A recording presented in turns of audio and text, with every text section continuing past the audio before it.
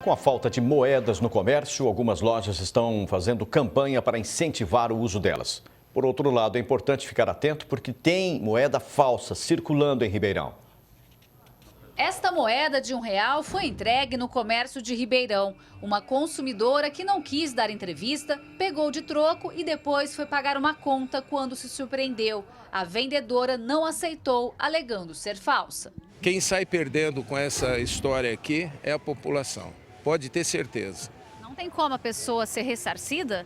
Não, ele adquiriu ou ele pegou de troco de alguma forma, ele pegou uma moeda falsa que ele deveria saber que é falsa. Mas desse jeito aqui não tem como ele saber, o prejuízo é dele. A diferença entre a moeda falsa e a verdadeira está no peso, na cor e outras comparações. Por exemplo, aqui eu tenho as duas, uma mais clara e uma mais escura. E com o imã eu vou fazer o teste. Essa é a falsa, o imã não funciona, essa é a verdadeira. Doutor, o que a Polícia Federal deve fazer em relação a esse caso? A Polícia Federal vai instaurar um inquérito policial para tentar identificar não só a autoria de quem introduziu em circulação essa moeda, como também quem está fabricando esse tipo de produto falsificado. Para isso é importante que a pessoa que recebeu uma moeda falsa ou cédula falsa procure as instituições policiais para que seja dado andamento a essas verificações. Nesse caso, uma moeda de R$1 é talvez a primeira vez que nós tenhamos identificado esse tipo de falsificação, pelo menos nos últimos anos, aqui em Ribeirão Preto. Enquanto há essa preocupação com o aparecimento de espécies falsas em Ribeirão, o que se percebe é que as verdadeiras estão sumindo das lojas porque as pessoas simplesmente não usam. Esse é o principal problema no momento. As pessoas estão guardando moedas em casa, então, deliberadamente, as empresas estão tomando iniciativas de estimular o consumidor a levar essas moedas para suas compras. A gente teve 22 anos aí de Plano Real, que, como eu disse, há 22 anos atrás, 10 centavos comprava alguma coisa e hoje 10 centavos compra muito pouco. Então, as pessoas começaram a achar que o dinheiro não vale muito. Isso é muito ruim. Esta loja no Calçadão está com uma promoção. A cada R$100 em moedas, ganha-se um brinde no valor de 4. Seu Antônio já trocou uma vez e está juntando para fazer de novo. É vantajoso, Não é muita coisa, mas já ajuda, né? Agora, se tivesse que vir gastar R$4 ali, eu tinha que tirar R$4 do meu bolso. Tá certo? Mas muita gente não quer saber das moedas e elas acabam ficando esquecidas dentro da carteira.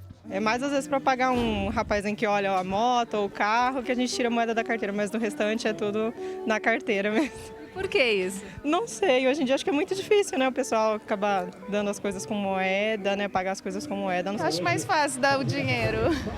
E aí elas vão acumulando? Vão acumulando. Dentro da bolsa? Dentro da bolsa. O porta-moedas é tão importante quanto a carteira. Então, acho que as pessoas precisam voltar a dar valor às moedas para que a inflação não volte galopante novamente. Gislene Lopes, para o Jornal da Clube. Agora ao vivo, Gislene Lopes traz mais informações. Gislene. Pulse, então é hora de todo mundo tirar a moedinha da bolsa, né? E quem incentiva isso é o economista José Rita Moreira. Por que é importante usar a moeda? Boa tarde. Boa tarde, Gislene.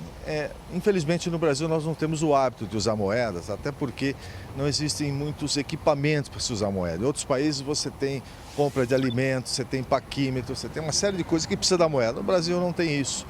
Então, infelizmente, o brasileiro trata a moeda como se fosse um estorvo, um incômodo. Onde se percebe isso intensamente também nas concessões de rodovia, onde o número é quebrado e as moedas são importantes, não tem outra forma de pagamento. Enfim, lamentavelmente é uma cultura generalizada que as pessoas não têm esse hábito. Eu acho que isso poderia ser revertido através de algumas campanhas que possam ser feitas para incentivar o uso das moedas, para que elas voltem a circular normalmente.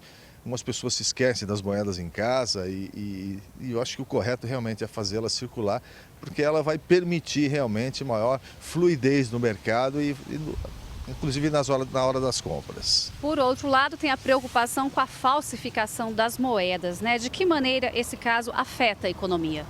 Intensamente, porque se já não existe muito o hábito de usar moedas e ainda o risco de pegar uma moeda falsificada, isso compromete ainda mais. Eu acho que as esferas de governo devem fazer o seu papel para poder coibir esse tipo de iniciativa, talvez até divulgar mais intensamente para a população como é que se identifica uma moeda falsa ou a verdadeira, para poder ter certeza na hora disso, porque para a economia é uma catástrofe o giro de moedas falsas e cédulas também. E qual o prejuízo para o comerciante e para o país, inclusive, com essas moedas falsas? Então, o comerciante que recebe as notas falsas ou moedas falsas, ele vai tentar negociar junto ao Banco do Brasil para poder reverter essa situação e deixá-las lá depositadas e pegar em dinheiro. Aí, normalmente tem um levantamento, ver de que forma se pegou essas moedas, de onde veio isso, aí surge investigação, ou seja, é um desconforto generalizado para todos, que infelizmente acontece. Então, eu acho que o principal seria divulgar mais intensamente como você identifica uma coisa ou outra para evitar que elas circulem na economia. Como saber se ela é falsa? Existem algumas formas, a própria coloração dela é diferente, as moedas, por exemplo, elas não aderem ao ímã e a verdadeira adere ao ímã, tá?